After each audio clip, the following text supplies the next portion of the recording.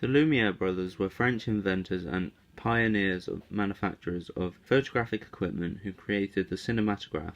This was an early motion picture camera. These brothers created the film The Exit of the Workers from the Factory. This was the first motion picture. The Lumiere brothers were inspired by the kinetograph, which was a motion picture projector. They began to try and combine the film recording and projector into one device. This was successful. They were able to play this at 16 frames per second. This means that it was less noisy and didn't take as much film. Everyday French film. This consisted of the train arriving, a game of cards, a toiling blacksmith, feeding a baby, soldiers marching, and the activity of a city street. The Lumiere brothers were able to make 15 million plates a year.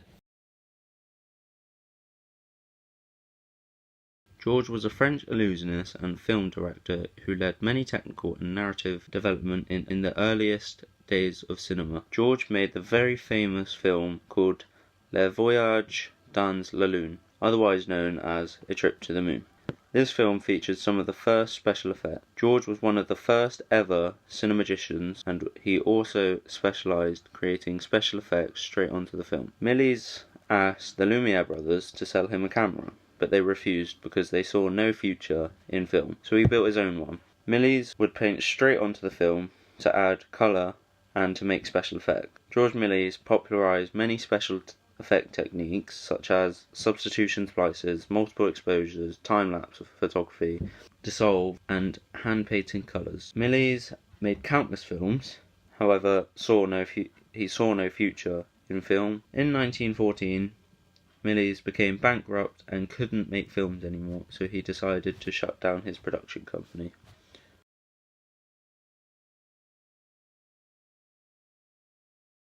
Edwin S. Porter created the Beadnell film projector.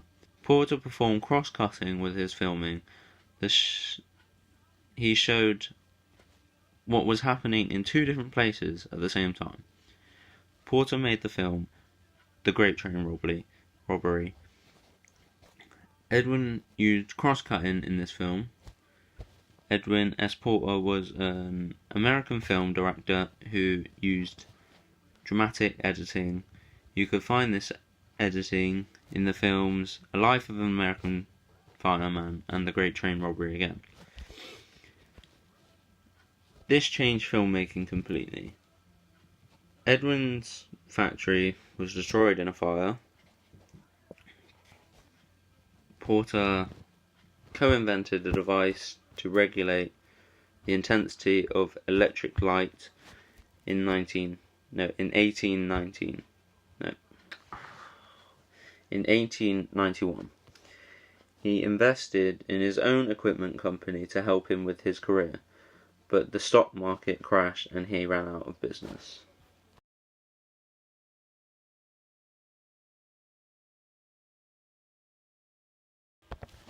D.W. Griffith played a massive part in pushing the limits of what a camera could do. He used many techniques such as the aerial shot, dolly shot, fade in, fade out, and using backlighting. Griffith wrote two plays, one called A Fool and a Girl. This was based on a personal experience, and then War. This was based on the American Revolution. Griffith made more than 400 films for biography, the majority in the one-reel format, lasting approximately 12 minutes. His first film he ever made was The Adventures of Dolly. This was in 1908. He made this film based off a baby who was stolen by gypsies and then recovered by gypsies.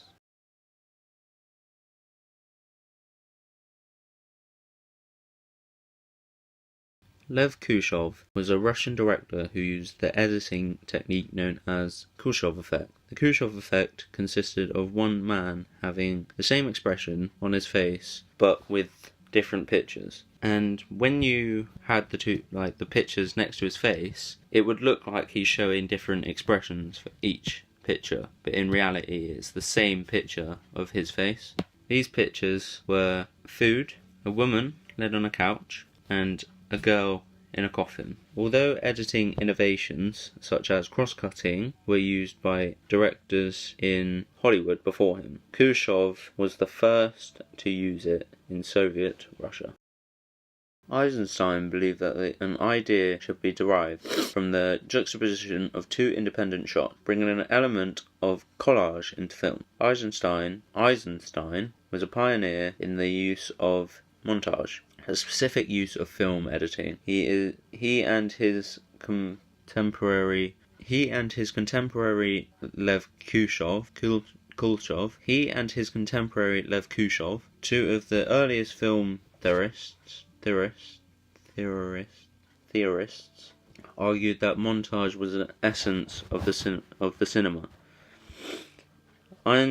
Eisenstein believed that the editing could be used for more than just expounding a scene or moment through a linkage of related images. Eisenstein felt the collision of shots could be used to manipulate the emotion of the audience and create film metaphors. He developed what he called methods of montage, starting from metric, rhythmic, tonal, overtone, and intellectual. With early films like Battleship Potemkin, he showcased the ability to stimulate audiences with tales of Russian heroism. Eisenstein made 3 groundbreaking films. These were called Strike. This was based on a factory and the workers going on strike. Then Battleship Potemkin. This was based on the 1905 mutiny aboard the titular vessel. And finally, October.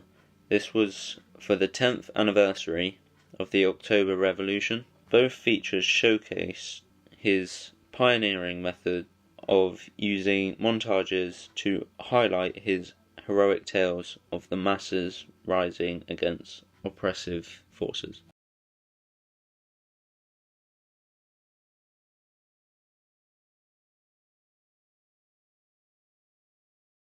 La Nouvelle Vague stands for the French New Wave. This featured long tracking shots. Also, the movie features existential themes, such as stressing the individual and the acceptance of the absurdity of human existence.